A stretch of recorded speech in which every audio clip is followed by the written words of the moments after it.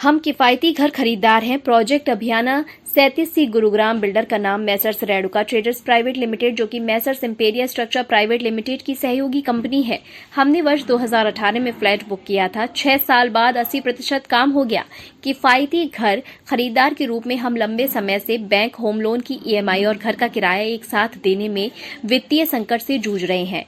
Delivery schedule और गैर गुणवत्तापूर्ण निर्माण के संबंध में कई बार DTCP कार्यालय गुरुग्राम और HRERA कार्यालय में STP के साथ बैठक में भाग लिया, लेकिन हर बार बिल्डर प्रतिबद्धताओं को पूरा करने में विफल रहा। पिछले 6 वर्षों से DTCP और HRERA कार्यालय ने हमें फुटबॉल के खेल के रूप में इस्तेमाल किया। DTCP कार्यालय ने हमें लात मारकर HRERA कार्यालय भेज दिया और HRERA कार्यालय ने हमें लात मारकर DTCP कार्यालय भेज दिया।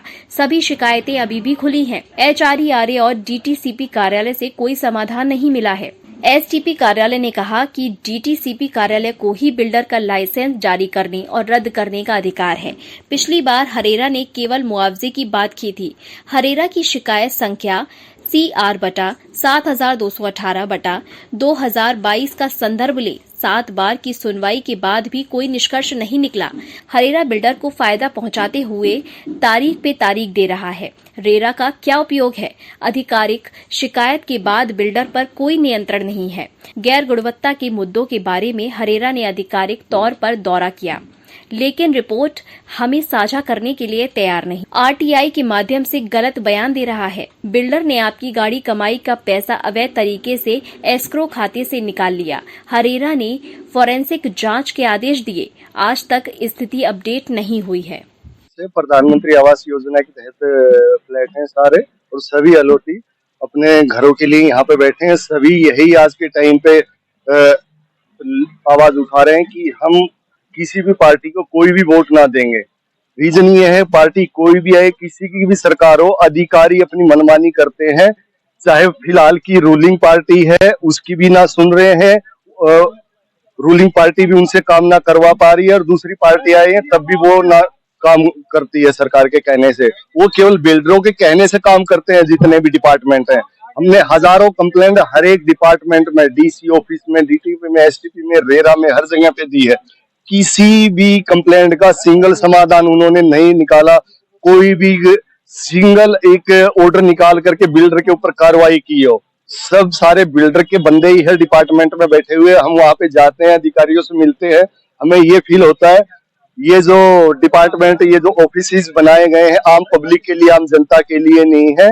ये केवल बिल्डरों के ऑफिस में, बिल्डर अपनी फाइल पास करवाना, अपने काम करवाना, उनके लिए वहां पे बैठे रहते हैं। केवल उन्हीं के काम होते हैं, हमारे को तो साइड के रास्ते से निकाल दिया जाता है। और 2018 में ये आसियाना 37C ये अफोर्डेबल हाउसिंग के तहत ये फ्लैट हमने बुक किया था।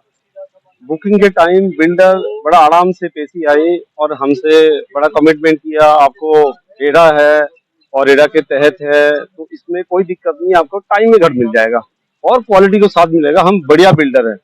लेकिन विश्वास करके हमने आज धोखा पाया और 6 साल बीत गया। उसके बावजूद भी जो स्थिति है, 80% करीब काम हुआ है, 20% काम अभी पेंडिंग है। और मीटिंग पे मीटिंग, हम कितना मीटिंग कर लिया, हर मीटिंग में झूठ बोलना है, लिखित तौर पे झूठ बोलना है और झूठी आश्वासन देना है। नॉट ओनली द बिल्डर, इसमें RERA, DC office, DTCP office और बिल्डर का तो है ही है। सारी अथॉरिटी के पास हम जाते जाते थक चुके हैं। इवन रेरा में हम 2022 में केस फाइल कर रखा है, उस केस का भी आज तक कुछ निष्कासन नहीं आया और बार बार केस का गुमराह करके और डेट को शिफ्ट करना, तारीख पे तारीख यही चल रहा है। जो कि रेरा जिसके लिए बनाया नहीं गया था, रेरा का ये था रियल एस्टेट रेगुलेटरी अथॉरिटी है। ये जितना भी एलओटी है गुड़गांव के अंदर, उस एलओटी का जो समस्या है बिल्डर बायर एग्रीमेंट में और बिल्डर बायर के साथ है, तो उसको निष्कास करे और उसके ऊपर कार्रवाई करे, लेकिन कुछ नहीं कर रहा है। पहले हमने यहाँ पर एक फ्लैट बुक करा था जो 2018 से पोजीशन के मतलब बुकिंग करा था फ्लैट का, लेकिन कितना 2024 हो गया है और अभी भी हर बार बिल्डर यही बोलता है डेट्स बढ़ाता रहता है। तो उसी के हिसाब से हमने बच्चे की स्कूलिंग और सारी चीजें इधर प्लान कर ली थी, लेकिन अभी फ्लैट देने का कोई वो नहीं है। जब भी प्रोटेस्ट करते हैं हम लोग, बार बार करते हैं, लेकिन उनकी तरफ से कोई भी एक डेट नहीं आती और उनको कॉल करो तो वो कॉल भी रिसीव नहीं करते हैं या फिर उसको टालते रहते हैं। तो हमारा पैसा तो सारा यहाँ फंस ही चुका है। अभी बस घर के लिए मारे मारे फिर रहे हैं, सारा पैसा भी चला गया और घर भी नहीं मिलता यहाँ पर। जी मुश्किल तो बहुत है, हम लोग एक एक पैसा इकट्ठा करके तब तो इसके लिए अप्लाई करते हैं कि हाँ एक घर हो जाएगा, एक छत हो जाएगा, वो भी दूसरे शहर में आकर के। तो इस तरीके से सारा पैसा ले करके जब हम रेंट के घर में, और रेंट के घर में सबसे बड़ी प्रॉब्लम है कि आप बार बार उसको चेंज करते हो। कभी भी मतलब टेनेंट, अभी भी जब हम यहाँ रह रहे हैं तो उसको टेनेंट हमसे हर साल 1.5 साल में खाली करवा लेता है किराया बढ़ाने के नाम से। तो वो बार बार चेंज करके क्या लेवल होता है हमारा फ्रस्ट्रेशन लेवल, वो ये लोग नहीं समझ सकते हैं और ना ही उसके लिए कोई काम करते।